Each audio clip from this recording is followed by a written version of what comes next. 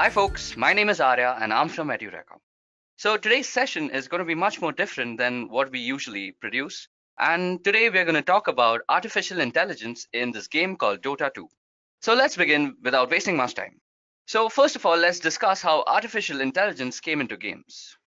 So artificial intelligence might have recently become a buzzword in the tech industry, but the concept is old and has been evolving since a long time. Remember the days when the only computer game would be chess? Yeah, that used artificial intelligence too. Now, while it may not have had the training of a million data sets, including every possible scenario and situation, but it sure paved the path to the monument that artificial intelligence is today. Today, AI has been able to beat the best chess players in the world after it has been trained over a large data set that contains nearly all the possible outcomes to a certain move. Even so, creating an artificial intelligence-based opponent for a game like chess is pretty easy when compared to something based in a more open setting. Chess, for one, has a set of defined rules, which makes it a very predictive environment. Now, what would happen when the game in itself is set in an unpredictable world where people use real time strategies and even the most minute actions have the greatest effects on the outcome of the game? A particular game that runs in such an unpredictable environment is Dota 2. So let's talk a little bit about Dota 2 before we proceed. Now, first of all, Dota, which is an acronym for Defense of the Ancient, is a spin off or a modified map taken from the highly acclaimed World of Warcraft. What started off as a silly side game soon became one of the most top played games in the entire world. Now, this led to the development of Dota 2, which refined many of the game mechanics and balanced the overall gameplay. Now, Dota 2 comes under the MOBA genre of games. So, now what does that exactly mean? Well, MOBA or MOBA stands for Multiplayer Online Battle Arena. So, basically, Dota 2 is an online game where two teams of 5 players each battle each other to destroy the structure called the Ancient, and whoever succeeds in taking down the enemy Ancient wins the game. While the premise and objective might seem very straightforward, but the chaos that takes place in between makes up for the juicy fun that the game provides. Players have to use various strategies after choosing their character from a hero pool of 114 characters. It's like a weird amalgamation of football and chess, where you require the teamwork of football and the mind games of chess. Now, since 2012, Dota 2 has come a long way, and Valve Corp has taken up the development responsibility of the game. And they even sponsor an event called the International, where 16 of the most renowned Dota 2 teams come from all over the world to compete and win. It's almost like a World Cup for Dota 2 community, and the International itself has won players over $65 million over the last 8 years. It's definitely the most widely played esport of our generation. Now, that was enough about Dota 2. Now let's talk about the event that actually encouraged me to make this particular video. So sometime last year, OpenAI, a non-profit artificial intelligence research agency founded by Elon Musk, released a Dota 2 bot that successfully beat the top players of the world in a one-on-one matchup. Now, if you already don't realize it, this is an amazing milestone in the development of AI. Now, while Dota as a game does come preloaded with a range of bot characters that players can practice their skills against, these bots don't even come close to the level of finesse and efficiency achieved by the bot developed by OpenAI. Now, before actually releasing the bot to the public, it was trained rigorously, which involved it playing games against itself. According to OpenAI, nothing is hard-coded. The bot learned to play the game by playing against itself time and time again, where the neural network governing the bot's decision-making fine-tunes its weights and gradients. This allowed the bot to learn numerous techniques used by professional players like creep aggravation, abusing the fog of war, uphill misses, animation cancelling, baiting, sacrificing for the final goal, and so on. This is a very great achievement, mainly because Dota is based in a very chaotic environment in itself. Strategic decisions like teleporting to a different place on the map, helping allied heroes achieve their own goals, etc., have a great impact on the outcome of the game. After the huge success of the 1v1 matchup in 2017, OpenAI announced its plans of making a team of 5 bots which would be able to play against the top-tier Dota teams in the world. This is a lot to promise. Now let's take a moment to understand why. So when the 1v1 bot was released last year, I was quite skeptical about the possibility to quickly move to a 5v5 situation. There are many obvious differences about the game modes, like the number of players, the teamwork aspect, the win condition, and the amount of different actions you can do on the entire map, which can have an impact on the game. But there are also differences that may not be obvious to people less familiar with the game. For example, in a one-on-one situation, it is a very close to a perfect information game. Most of the time, you either see the enemy hero or have just seen it. There is a little relevance of what happens in the fog of war. There are times when you're in the river and the enemy is still uphill and out of vision, but they will quickly reveal themselves by using their high ground advantage to attack you by hitting creeps. Now, in contrast, in a 5v5, both teams constantly have to make decisions with incomplete information. You have to understand the implications of the signals teams are giving each other. So let me just list a few of them. So, for example, you want to go for a kill on an enemy hero. To make it less obvious, you often have to show one or more of your heroes on the other areas of the map. All your heroes are in the fog, and opting not to farm creep waves, the enemy knows that you are likely up to something. Secondly, to limit the farm of the enemy, you rarely show the hero that provides the biggest kill threat of your team. Even if that hero is simply farming neutral creeps in the fog of war, the fact that it isn't visible to the enemy can force them to play scared. Third, you want to get a favorable laning matchups for your heroes. Some matchups can be incredibly lopsided while others are relatively even. Now, when the enemy team knows that as well, they can try to scout what lane you are sending your heroes to and adjust accordingly. Or they may even simply have to make an educated guess based on what they think you're going to do. Now, the amount of long-term planning is also quite limited in a one-on-one situation. Most of the time, each game lasted and deny brings you closer to winning, and these intermediate rewards are used to help learning. And it is worth noting that in OpenAI, these have already been tried to training in their 1v1 bot by simply giving it rewards for winning or losing and get decent results.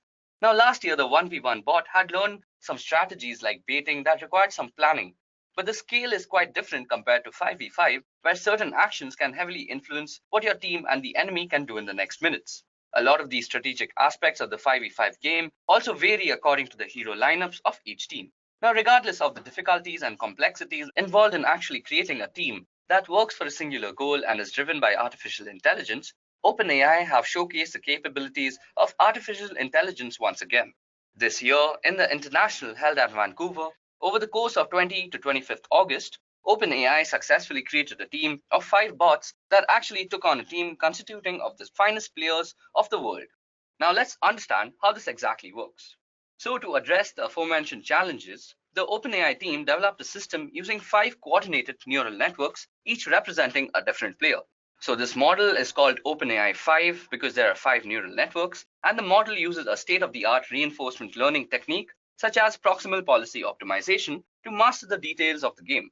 Technically speaking, PPO methods use novel policy gradient techniques that allow them to be more efficient and less costly than traditional reinforcement learning methods. PPO has proven to be an incredibly valuable method for OpenAI 5 to solve challenges such as exploration. OpenAI 5 can be seen as 5 independent but coordinated neural networks. Each network is an LSTM network, which stands for long short-term memory. Now, this means that the network learns more from the short-term goals that it has. Now, this network sees the current game state and emits actions through several possible action heads. Each head has a semantic meaning. For example, the number of ticks to delay this action, and for example, which action to select, or the X or Y coordinates of this action in a grid around the unit, etc. Now, these action heads are then computed independently. Now, let's talk about the training process of how these 5 neural networks are actually trained. Now, to train OpenAI 5, the OpenAI team used a general-purpose reinforcement learning system called RAPID, implemented on top of the famous gym environment. At a high level, the training system is separated into rollout workers, which run a copy of the game, and an agent gathering experience, and optimizer nodes, which performs synchronous gradient descents across a fleet of GPUs. The rollout worker syncs their experiences through this thing called a redis to the optimizer. Now, the reward system in OpenAI 5 consists of a combination of aggregated metrics such as net worth, kills, deaths, assists, or last hits. The reward algorithm post-processes each agent's reward by subtracting the other team's average reward to prevent the agents from finding positive sum situations. At the beginning of the training, the OpenAI 5 agents were only able to walk around the environment, but after a few hours, they developed concepts such as laning, farming, or fighting over mid.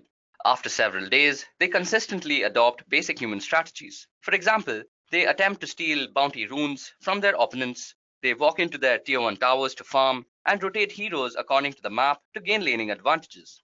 Now, to simply understand how this actually works, let's look at this graph. So the graph has 2 axes. One is the cost of action and the second one is a reward. So firstly, the graph actually takes 2 things, as I just said, the cost of action and the reward. So suppose we had an action where a hero is moving towards the mid lane And so the neural network will actually see the cost of all this action, like how much gold was actually wasted, how much time was actually wasted in going to a certain point to get some certain event and to achieve some certain reward. Now, this is compared to other actions that could have probably taken a lesser cost and given more rewards. And in the end, the action that costs the least and gives the most reward is actually chosen by the neural networks. So the training of OpenAI 5 bots consisted of playing millions of games against different versions of itself. Quantitatively, the experience collected by the OpenAI 5 system was estimated something around 180 years per day. Now to accomplish that, the OpenAI team used approximately 128,000 CPU cores on the Google Cloud platform. One of the most remarkable results of this training was the ability of OpenAI 5 agents to maximize long-term rewards over short-term gains. Now, at any time, OpenAI 5 bots were confronted with environments with dozens of buildings, spells, trees, and a diverse number of game mechanics triggered by other players. Exploring those environments, identifying and maximizing long-term rewards over short-term benefits is far from being a trivial task. Now, let's understand why is this such a great achievement. So, one of the most impressive achievements of OpenAI 5 was the ability of independent neural networks to coordinate actions as a team. Even more surprising is how simple but clever is the current implementation of the coordination model. The fact that the soft-coded system that were designed to work like human brains could learn such a chaotic game, optimize their strategies, and beat professional players what they are best at. It shows us the potential of artificial intelligence and methodical and systematic training. Even though the game is played by the bots under numerous restrictions like no invisibility, invulnerable couriers, no scanning, no Roshans, no divine rapiers, you can't even summon illusions, it still shows how much of the human brain we can actually successfully simulate through artificial intelligence, even in an unpredictable state-wise environment. Okay guys, that was it from me about how artificial intelligence has affected Dota 2 over the course of 8 years. I hope you all find the concept of 5 neural networks working as a team as interesting as I find it to be. Also, if you guys enjoyed this video, don't forget to give it a like and share it with your friends. And that's it from me. Goodbye. I hope you have enjoyed listening to this video. Please be kind enough to like it, and you can comment any of your doubts and queries, and we will reply them at the earliest. Do look out for more videos in our playlist and subscribe to Edureka channel to learn more. Happy learning!